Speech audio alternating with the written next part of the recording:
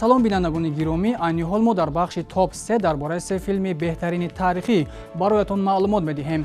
киношиносони ҷаҳонӣ муайян карданд, ки дар олами синемо 3 филми бузурги таърихӣ Гладиатор, Троя ва Қалбино тарс қарор дорад ва ба фикри шумо бинандаҳои азиз, кадоме аз миёни инҳо аввалин хоҳад буд? Дар идомаи бахш вобаста ба ин бароятон маълумоти мухтасар пешниҳод менамоем.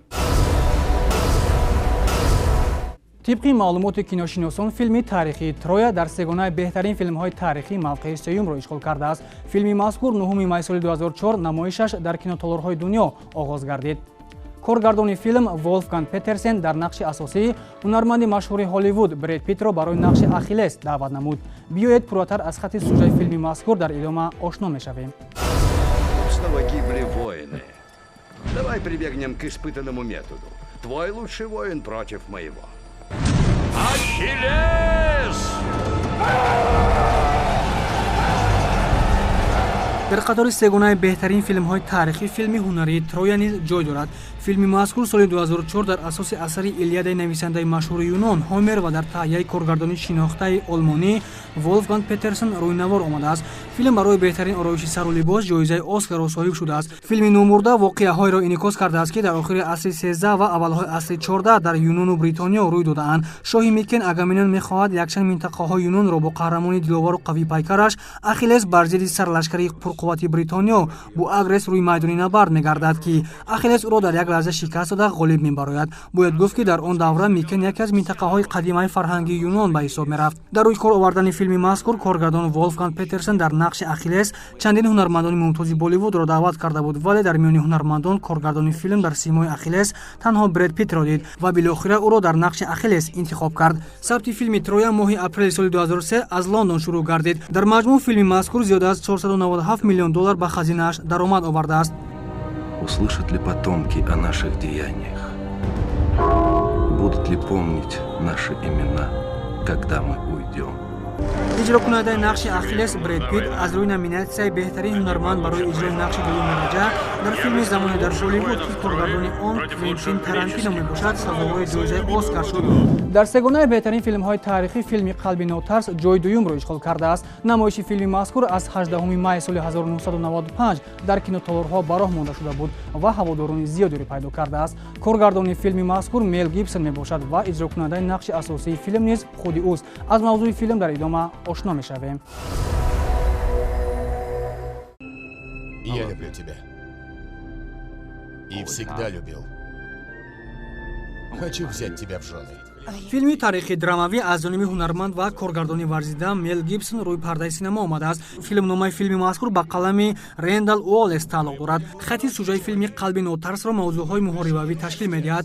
филми мазкур дар бораи ба даст овардани истиқлолияти Шотландия мубориза бар зидди ҳукуматдорони Бритониё бо ҳунарнамоии ҳунарманди варзидаи синемо Мел Гибсон дар нақши Уильям Уоллес мебошад ташкил медиҳад. Уильям Уоллес роҳбари Шотландия яке аз пешвоёни ҳарбӣ дар мубориза барои ба даст овардани истиқлолияти Шотландия муқобили Англия дар солҳои 1927-1948 ҳамчун қаҳрамони ватандӯст ва қаҳрамони миллӣ соҳиб эҳтиром гардида буд. коргардони филм Мел Гибсон тасмим гирифтааст нақши асосиро худаш иҷро кунад ва ба нақши шоҳдухтар Изабелла ҳунарманди машҳури Франсия Софи Марсро мувофиқ донистааст. соли 1995 филми ҳунарии Қалбино тарс ба 10 номинатсияи ҷоизасупории Оскар роҳ ёфтааст ва 5 аз онҳоро соҳиб гаштааст. аз ҷумла беҳтарин филми сол, беҳтарин тобишҳои садоӣ, беҳтарин коргардон, беҳтарин ороиши компютерӣ ва беҳтарин ороиши сару либосро ба даст овардааст.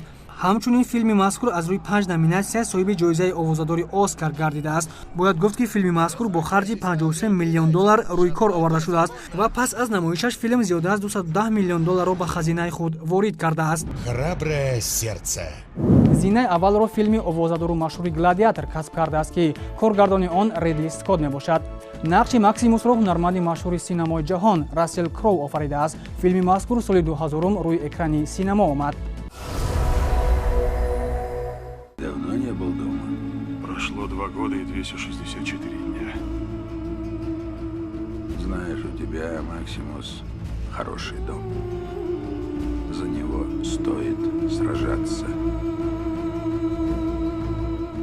1 май соли 2000 дар кинотеатрҳои амрико ба тамошобинон филме намоиш дода шуд, ки таҳияи он синамогарони ҷаҳонро дар ҳайрат гузошт. ҳатто бинандаҳо баъд аз тамошои филм иброз доштанд, ки гӯё дар таърихи синамои ҷаҳонӣ чунин филми дар сатҳи касбӣ таҳия шударо надида бошанд.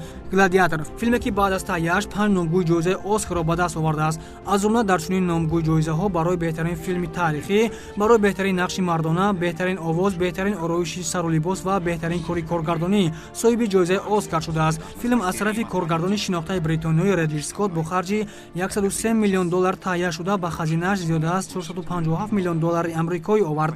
ҳамин тавр дар соли 2001 филм бо гирифтани 2 ҷоизаи глобуси тиллоӣ сарфароз шудааст. Я хочу, чтобы ты после моей смерти стал попечителем Рима. А Комод? Комод не может править и не должен править. иҷрокунандаи нақши гладиатор Максимус Рассел Кроу, ки шаҳрванди Австралия мебошад, чанде пеш дар маросими ҷоизасупории глобуси тиллоӣ барои иҷрои нақш дар силсила филми «Овози аз ҳама баланд» ҷоизаи глобуси тиллоиро ба даст овард. Филм фарогири воқеаҳои солҳои 180 пеш аз милод мебошад, ки дар Рими қадим ба вуқӯъ пайвастанд. Императори Рим Марк Аврелия бо сардории сарлашкараш Максимус бар зидди олмониҳо мубориза мебарад. дар ин мубориза беҳтарин сарлашкари Рим Максимус муқобили қувваи душман бо ҷасурию танимандиаш қаҳрамониҳои зиёд нишон медиҳад ва билохира набард бо ғалабаи Рим хотима меёбад. баъд аз ҷанг сарлашкари Рими қадим Максимус бо рутбаи генерал қадрдонӣ мегардад, ки чунин рутба танҳо дар асрҳои 16 дар Франсия вуҷуд дошт. Сына и муж убита жены. В этой или следующей жизни я отомщу за них. бинандаҳои азиз, бо пешниҳоди сегунаи беҳтарин филмҳои таърихӣ дар бахши топ 3 маълумоти зиёде ба даст овардед. дар ин бахш дар барномаҳои оянда боз атрофи 3 филми беҳтарини мазҳакавӣ бароятон маълумот медиҳем. барномаи суфраи синемо бошад, айни ҳол идома дорад.